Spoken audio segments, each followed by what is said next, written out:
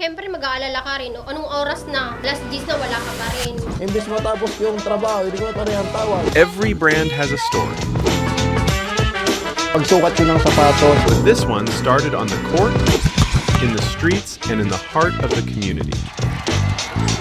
This is Hoop Style, where basketball meets brotherhood, style meets story, and every win is shared.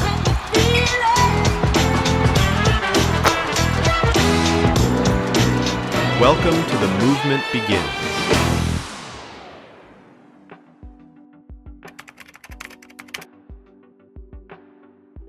Question ko sa'yo, Miss Alma. Paano ka naging parte ng Hoop Style mula nung umpisa? Siguro masasabi ko, simula pa nung umpisa, na nagtanong siya sa akin ng what if ngayon mag-vlog ako. Mag-vlog ako na ang pangalan ay Hoop Style. Doon siguro nag-start yun. Na naging parte ako. Kasi doon na yung mga ideas niya, lahat ng ideas niya bilang magiging vlogger, doon sa mga plano niya, doon sa mga gusto niyang mangyari sa vlog niya. Siguro doon ako naging part. Kasi every ideas niya, tama ba tong ganito? Pwede ba tong maging ganito? Ganyan.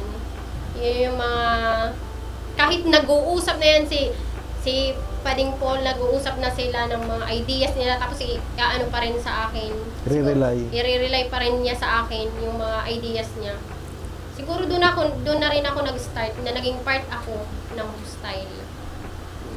Yun. Doon sa journey nyo, Miss Alma, ano yung pinakamahirap na or pinakamalaking hamon na dinaanan nyo doon sa journey nyo habang nagsisimula yung Hoop Style?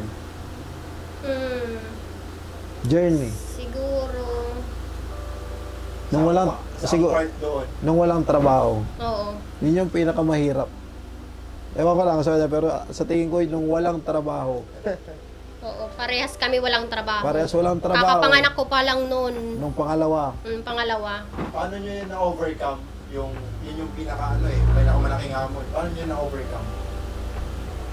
Siguro dahil na rin sa mga tulong-tulong, suporta, Nandun na yan.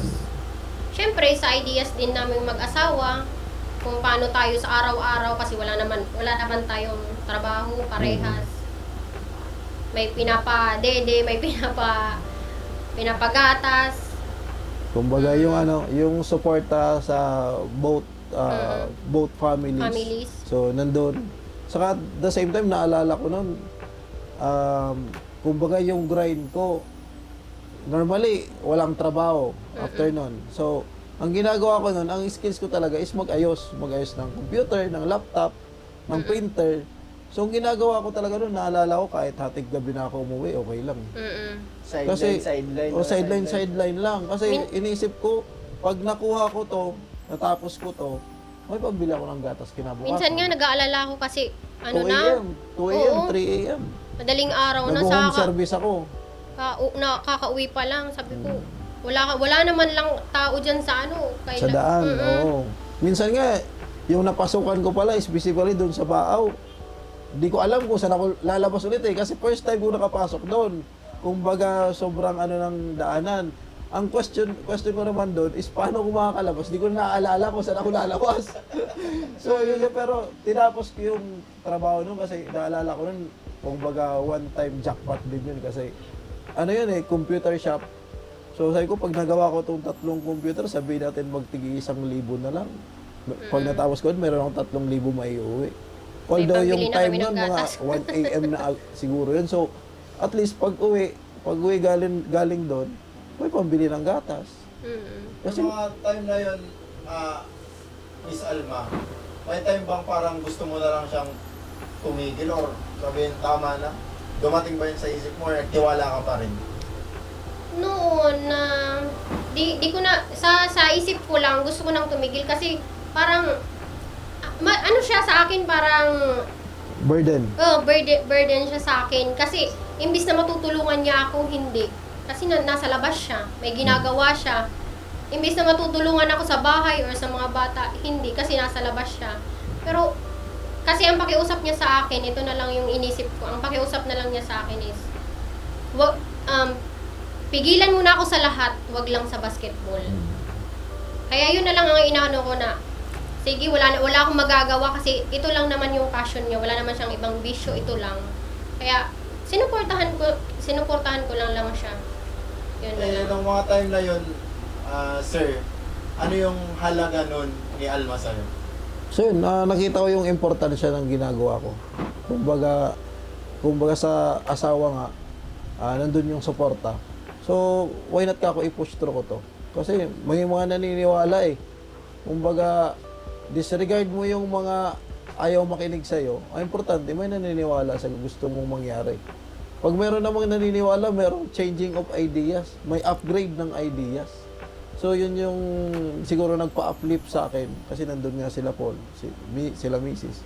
So, kumbaga yung, yung fighting spirit ko mas tumaas pa talaga. Paano kayo nagtutulungan yung mga time na sobrang down or sobrang pressure? Paano nyo na-overcome bilang mag-asawa?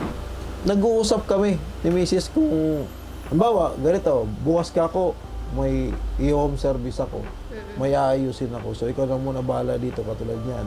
So, tanong niya naman sa akin, anong oras ka kaya uuwi? Huwag ka na magtanong kung anong oras ako uuwi.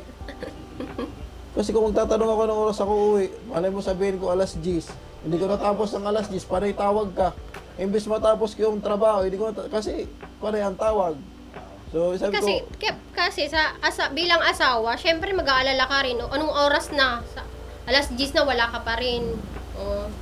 Kumbaga, yun lang kasi yung talaga, primarily source of income. At the same time, aside sa bagong manak nun si Mrs., nagre-renta pa kami. So wala kaming, up to now, wala pa kaming sariling bahay. So nagre-renta kami. So yun pa yung isa, kasi naranasan ko din nun siguro 4 or 5 buwan ata kami hindi nakapagbabayad ng renta. So Pandemic nun. Oo, Pandemic. halos pasalamat nga ako noon sa may-ari ng apartment namin, which is up to now, yun pa rin. So, kumbaga naintindihan kami kung ano yung parang, halimbawa, may idea sa una, ate, baka pwedeng ganito na Hulog-hulugan yun. halimbawa, pwede Half-half. hulug-hulugan na lang. Halimbawa, the next month kamo, dadagdagan na lang namin yung sa renta. Tapos, may naisip pa kami noon, yung para madagdagan yung income namin, naglagay kami ng piso wifi sa labas. Nakiusap kami, ate, baka pwedeng magbutas kami dyan sa may pader kasi ilalagay yung cage ng piso wifi eh. Baka pwede atin na kasi dapat paalam ka kasi siyempre masisira mo yung infrastructure ng apartment eh. Kasi bubutasin mo. So yun sabi, buti naman yung may-ari naman ng apartment. O sige nga yan, parang yan matulungan ko din nga kayo. Sige, okay lang sa akin. So yun yung doon, yung mga talagang naranasan namin along the way. Kumbaga napakalalim, napakahirap. Tapos yun nga, nakaisipan mo na doon din ng shop. Nakiusap din baga tayo na doon din tayo ng shop. Kasi nasa bahay pa ata. Nasa bahay. Nasa bahay pa yung niya eh. Pandemic ba, sir? Oo, pandemic noon. Hindi na, nung after na. Kasi nung pandemic, ang naalala ko nung pandemic, hindi pa yung apartment na yan eh. Ang binibenta ko nung pandemic, naalala ko, cellphone eh. Kasi more on lockdown nun. Doon ka sa So, Baaw. ang more on lockdown noon, walang pwedeng lumabas. So, pwede kang lumabas pag meron kang market pass. So, yung binibenta ko noon, cellphone. Pero yung markup naman noon, halimbawa, yung kausuhan noon is yung mga Nova 3i ng Huawei or yung Y6P. So, halimbawa, yung price noon is 10,000, for example. So, ang gagawin mo, sino yung gustong bumili ng cellphone? Kasi meron na nun social media. Ang sikat kasi talaga nun, social media. Doon nagsimula na sumikat ang social media. Kasi bored ang tao. Walang ibang gagawin. Siyempre, bawal lumabas eh. So, cellphone browsing. So, yung mga ibang tao na walang cellphone, magpaplano na bumili ng cellphone. So, doon na ako nagkaisip na sabi ko, why not kaya ako magbenta ng cellphone? Pero ang gagawin, through messenger, o sino gusto bumili ng cellphone, ako ngaya. Bawal siyang lumabas. Ako yung lalabas. Tapos ako yung bibili, it's either magbigay siya ng 50% na down or ako na mag-shoulder lahat. I-deliver ko pa sa mismong bahay nila. Pag deliver ko sa bahay nila, nasa kanya na lang kung ilan ibibigay sa'yo. Kumbaga parang convenience fee. It's either bigyan ka ng 500, 1,000. So, sabihin natin, nagbigay sila ng 1,000. Meron kang 3 cellphone sa isang araw na benta. Pero kang 3,000.